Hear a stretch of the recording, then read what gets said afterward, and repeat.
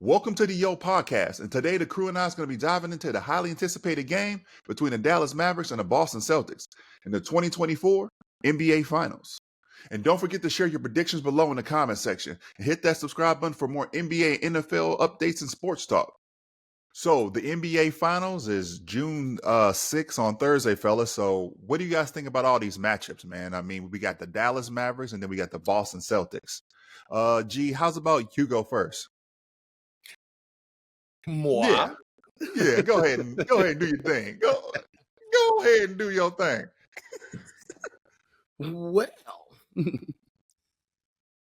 Well, I think it's going to be a pretty decent matchup. I mean, down the line, just going position by position. Gee, superstar to superstar. Oh man, it's going to be a good one. The Celtics, they kind of had, I don't want to say an easy run at getting there, but it wasn't hard. It wasn't hard. I mean, you had every superstar happened. hurt. They had a star on every team that they played hurt. So right. Indiana almost died trying to beat them. Man, they played as hard as they possibly could in that series. Yeah. So then you got a battle-tested Dallas Maverick team that looks hungry. Oh man, that Luka. I don't know. That's all I can say. I mean, points, rebounds, assists, steals, free throw percentage, number one in all of them. Right. What? Yeah. Hey, is that Michael's kid? Oh boy, here we go with that. It might be. Who knows? All right. I heard Michael was really dropping it off, man. He might need to do a DNA test because he got Michael in his blood, man. That dude is straight killing. And then you got the Kyrie factor. That's what I'm gonna call him, because he just hit that switch and he go. Mm-hmm. But yeah, definitely I'm expecting a great series. A great series. Who wins game one, G? Game one, give me Dallas. Dallas? All right. Okay. Hold on. I don't want to say that yet. I know you asked him, but man, I wouldn't ask us till the end. I'm pretty confident in that pick too. That was really confident. No. We're gonna talk about the whole series though next. Okay. Mm-hmm. Okay. Mm-hmm. Yeah, but so definitely give me Dallas game one. Okay, Rock. So, like, I see the matchups and stuff like that. You guys gotta understand. I'm looking at this from an outside view. Mm-hmm. The Celtics have an interesting team because they figured out a way to. Everybody does their job. This is like a New England Patriots type thing. There's not, guys that shoot off the page super high, except Tatum and Brown. They're up there. They're near the top. But like the reality is that these guys all do their job, and it makes it look easier. The Celtics do such a good job at making everybody do their job that they don't have to die every game. They're literally running their offense correctly, executing correctly. Guys are standing at the three-point line wide open because they're executing correctly. And you're having to go chase Tatum all over the place or have to really put a body on Brown and make him do something else besides go in the middle of the court and shoot a jump shot. Because if he shoots in that area, he's going to have 50. So I just think that people, the way they watch the Celtics, I won't say they're surrounded by superstar talent. I hate when people say that. You got White and all them guys, Horford's like 1,000 years old and not want to give him the title of some sort of star or something. No, but Horford's so open because Brown is so covered that when you pass to him, he's got an open shot. He has 5 open threes a game. I watch him, Right. And Dallas, on their end, they're doing something similar almost, but I'm going to say something. Luka is starting to finally understand he's having a Kobe Bryant moment. Oh, man, when guys come, instead of me waiting all day, let me get rid of the ball. Instead of me trying to dribble too much, let me get rid of the ball to the guy that's next to me, the guy that's open. And then Kyrie, he's doing a lot better at just being Kyrie. Just go do it. Go, go, go. Stop dribbling. Stop thinking too much. Go, go, go, go, go. Because when Kyrie's like that, he's impossible to stop. I've been watching him for 10 years now. There's no way to stop that man when he starts going and he stops thinking. Exactly. He's right up there with the Allen Iversons of the world, stuff like that. As a guy that I'm about to get to the cup and there ain't nobody going to stop me. You put 27-footers in there. I'm going to score. And that's what makes the matchup so intriguing to me, because the best thing that Boston does offensively, which is shoot threes, the Mavericks are a great closeout team on the perimeter. Yeah. Yep. So they're not going to let you just sit there and shoot a three. The Celtics, I'm going to keep it real. 1 through 5 on the Eastern Conference does not let people just stand there and shoot threes. They'd rather just run into you instead. You're not going to sit there, hold the ball, and shoot a three. It's just not going to happen. No. All right. Knicks, Cleveland, Indiana, Celtics, all of them. They will come running out there and push you on the ground before they let you just sit there and shoot a three. Dallas, I watched that last game against Dallas and Minnesota again just to make sure. Too much Luka standing there chilling, smiling, and shooting a three. That happened 4 or 5 times in the game. You know? Yeah, true. So how many step backs did he hit? I mean, for the matchup for me, I'm thinking about this in a sense of the Celtics, right? So if you watch how the Celtics play, they wait for the other team to make a drastic stake. And watching the Pacers, right? They made mistakes the last minutes of the game, damn near the entire series, right? The best thing about this match, one of the best things about this matchup is that Dallas don't make those mistakes. No. So throughout the series, the games have been close because they've been playing down to their competition. And then they've been waiting for them to make a mistake, then they capitalize on it. Game like one of the Pacers Celtics, one of the most mental breakdowns I've ever seen in a team in a long time when you need that game. And Dallas, like you said, G, they've been battle tested, and pretty much if the game is close, they are going to pull it out for sure. Yes. And then your point, Rock, about Kyrie. Okay, so I'm thinking about this whole matchup, right? If you think about it, Kyrie has what you call the Shaq effect, the Shaquille O'Neal effect, where like basically you had to have 3-4 guys on your bench just to guard Shaq, right? Kyrie, his motor is nonstop. When he's in the game, he's going to play hard. So you need 3 to 4 guards to like switch off and guard Kyrie, just how like you needed 3-4 big men to guard Shaq. Yeah. The crazy thing about this matchup, and Boston has that 3 to 4 men. You almost have to go smaller. Boston has that. That's like that's what I was saying about the strengths of both teams, like contradict each other. Yeah, right. You know, you're right. So like the splitting deciding factor for me, right? Whoa, let's go. Deciding factors. I like it. Deciding factor for me is going to be White and Holiday. Can they stop Kyrie from penetrating to the hole? And then Gatfer and Lively, will they be able to finish at the hoop? Lively shot 100% for the series last game because he was taking extremely high percentage shots. He was dunking the ball.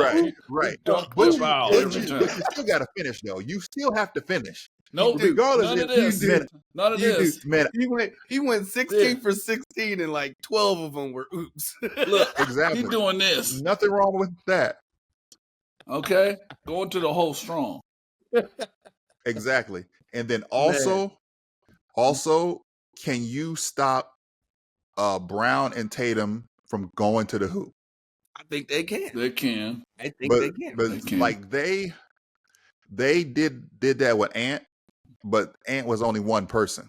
Right. Mm-hmm. Right. So, and like Rock was saying, the Celtics moved that ball. They got that good offense.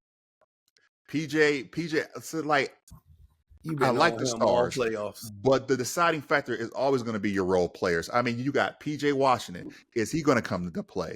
You got Derrick Jones Jr. All the like those guys have the size to guard Brown and Tatum. Yes, but can they stay in front of them? Can they stay in front of them? And do you have help behind you when all that breaks down? It's going to be a timing thing. It's going to be a big timing thing. Gafford's averaging what, 1.5 blocks a game? Yeah, true. But see, like the thing about it is, it's not about the blocks. It's about the adjustments. Oh, right? Yeah, for sure. Like, you know what I mean? Like when you go, so like if like you can alter somebody's shot, that's just as well as a block.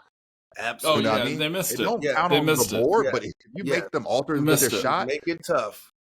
Unless just as good as a block, because he get up in the air and do this. Unbelievable. Right. He's so hard to keep from making a layup. That way, and he. It's so hard to stop him from making a layup. It really is. Brown, I truly believe that White is going to hit some big shots in this series. Yeah. He's been hitting big shots all playoffs. Now, and I think it's going to continue. Shots. We call those timely shots, like right. And I think that's going to continue. And then like that was like the thing that I was hoping that PJ Washington was going to do, because you remember the Dallas versus the Clippers. Right. He was hitting some shots, but then when you got to the Timberwolves game, it was like, which PJ Washington is going to show up here? Yeah. So true. which PJ Washington are we going to see for the series? Mm-hmm. You know what I mean? So. No, there's a lot of things to consider, though. Like more than last year and the year before last. Now, I want to tell you guys something that I seen. Okay, not really on the East, but on the West. Denver, a little bit on the East, but Denver changed the game a lot. And Denver's, they had that 3 7-footer set, you know. They would play with 3 7-footers. I don't care 6'10", 6'11". It's not. Nobody cares. When there's a 7-footer in front of you, G, you can't see the hoop. Okay, straight up. And when there's 3 of them there, you really can't see the hoop. You need to understand that they did to Denver. You know, these teams did to Denver. Denver's doing everybody else. Now you've got Dallas who's doing that. They put 3 7-footers in there. All right, and then they put Luka in, who's big enough. He gives tall guys a hard time because he pushes them around and stuff. He's not afraid to get a foul. All right. Mm-hmm. So that 3 center setup, I call it, drives teams nuts. All right. Minnesota does it too, but they had 3 centers that didn't know how to play center and didn't know how to defend the paint, which drives me nuts. Besides Gobert, of course. All right. But they put him when it was you watch Nas and you watched Cat. And they were like, doing that. Dallas don't do that. Dallas gets in the paint and they say, nope. They be pocketing that stuff off the backboard. So it's going to be different now because Brown and Tatum are going to have to get up in there, penetrate, pause, and get into the paint. All right, and make sure that they can't just come in and make those low percentage shots that murder everyone. When you play the Celtics, they're making threes, and then those 2 keep scoring at the hoop. It murders everyone. They don't have any way to stop it once that gets to that. So that's the kind of stuff that I've been seeing from them. Game 1 is going to be way different than game 2. Now I'm going to tell you this: game 2, if the Celtics lose game 2, look for Tatum and Brown to post up a lot more. Yep. look, especially if you got Derrick Jones Jr., who's pretty light, and Luka, because Luka's a little foul-y sometimes around the hoop. Well, right. Look for Brown and Tatum to post up. If it's not going to be in game 1, they're going to do it more in game 2, and then they're going to put pressure on those guards. That almost, to me, that almost needs to be the actual game plan for the Celtics. Yeah, to post up anyway, and because you gotta make these guys play D, possibly get them in foul trouble,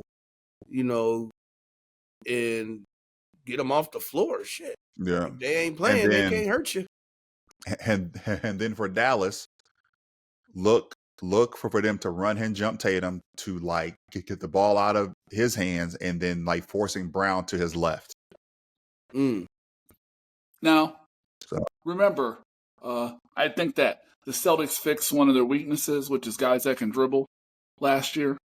And then when they got Holiday. They got Holiday. Well, that's what I'm saying. They got Holiday, right? And they kind of got some guys in there to dribble a little bit, because it was kind of like they were pushing White to be a point guard. White isn't the worst thing in the world at point guard, but he wasn't really great at it.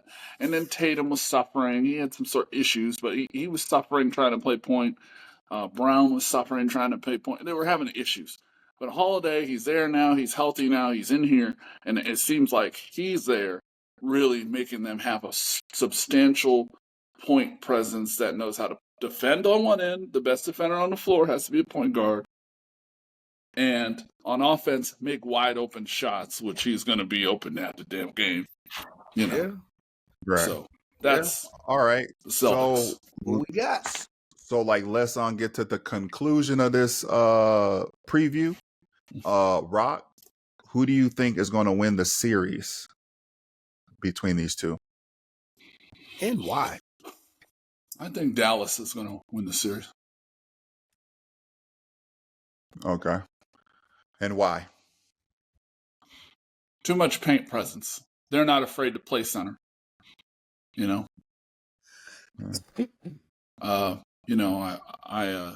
that Celtics getting their guys back and stuff, but I don't think it matters. I think Dallas has too much paint presence.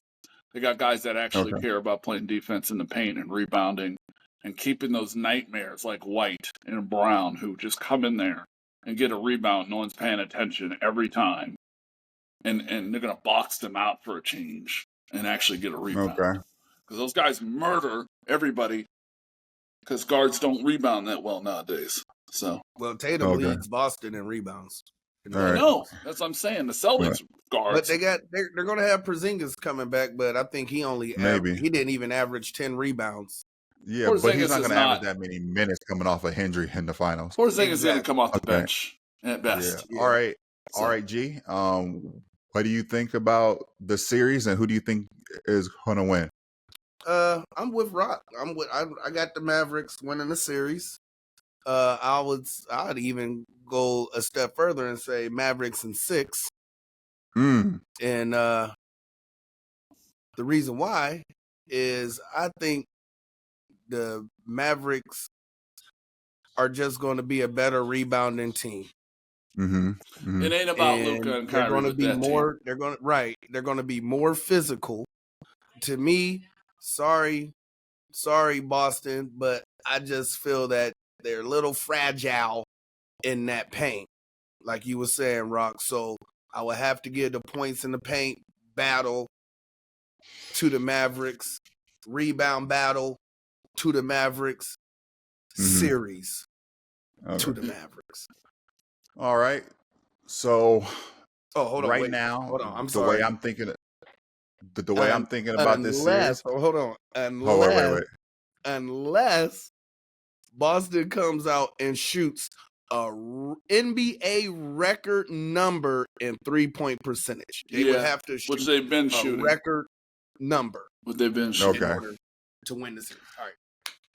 So right now, the way I'm feeling about this, and I this doesn't please me to say this at all, but I am going with the Celtics. Okay. There's nothing wrong with that. And the reason why is because they've been there before as a team, right? They already had the heartbreak. They already had the disappointment. Ain't nothing but heartache and pain. Right, exactly. So I think that they're going to take this in 7. It's going to be a hard-fought series, way more than anything that the Celtics have had to deal with this series. But I think that they're ready for it because they have the guards that play defense. So, like, the thing about the Dallas Timberwolves series was, like, they had the defense, but they didn't have the offense to keep up with Dallas. Right. And the Celtics still have the guard defense, and then they have the offense on the other end to keep up with on Dallas. Highest scoring offense, aren't they?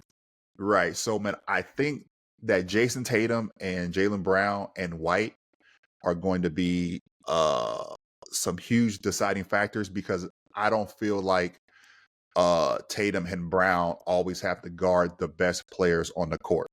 So, like, that is going to help them reserve more energy on the defensive end to, like, play better offense, where Anthony Edwards had to play extremely hard on the defensive end, which made his offense suffer. And this is why I think the Boston Celtics are going to take this one, because they're like star offensive players don't have to play as hard as the Timberwolves had to play on defense. Well, like I said, I like Jaylen Brown and stuff, but I'm sort of a Celtics hater, so I wasn't going to say Celtics anyways. Yeah, I'm hater of the year. Hate when it comes to Celtics. Yeah. I understand. I was picking anybody. Whoever came out the West. I don't care if it was the Thunder. Yeah, but like I'm not like, hating just to hate. I actually think that Dallas, the way those guys in the paint play, are going to make the difference. They play so hard, on defense, and they rebound so hard. So we're going to see what happens. I think Horford is going to so like prizes too on defense. Horford might surprise us on defense. Like, he can only do Horford off the floor. Man. Big Unc can only do so much, man. He got them young high flyer, little lively high flyer going around, man. I don't know. Right. I just think he suffered when he had to guard what's his name on Indiana. What's their center's name that be scoring all them damn Miles threes? Miles Turner, right? Mm-hmm. He suffered guarding him. He didn't do great on him. But like, I think that Dallas is going to get smart. They're going to go a little bit faster, run him off the floor. So, but that's the thing. Like they Miles Turner was a thought for the Pacers, especially when Halliburton went down. Gafford and Lively are they are scoring a lot as far as like the oops and then like the passes inside, but that's after the Kyrie or Luka breaks down the defense. And I think that, like I said, I think that the Celtics defensive guard play is going to minimize that. They do a good job on big guys. They really do. Those two. Yeah. All right, fellas. So keep them guys out the paint. So that concludes the NBA Finals preview. You are watching the DAYO Podcast, and I appreciate you guys for all the love and likes and the support that you have been giving us so far.